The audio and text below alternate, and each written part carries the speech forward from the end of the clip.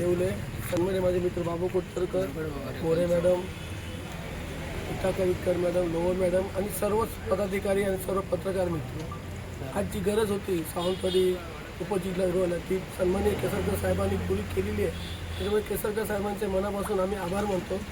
प्रत्येक वेळी प्रत्येक गोष्टीला केसरकर साहेब या मतदारसंघात उपयोगाला पडतात आणि जनतेने सुद्धा केसरकर यांच्या मागे 100% उभं राहिलं पाहिजे.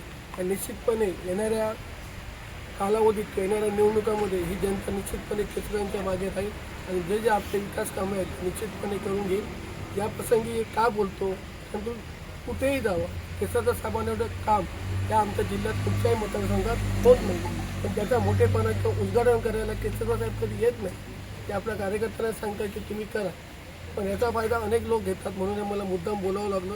डॉक्टर तुमच्या पुढ्यात बोलण्याचा विषय नाही, पण ते जनतेपर्यंत पोचावं. या 2 लाखाची इंटरव्ह्यू दिलेली आहे जेणेकरून हॉस्पिटलचा पाणी पुरवठा व्यवस्थित होत नव्हतं. या माध्यमातून होईल आणि जे रुग्णांचे हाल होत आहेत पाण्यासाठी ते आज संपून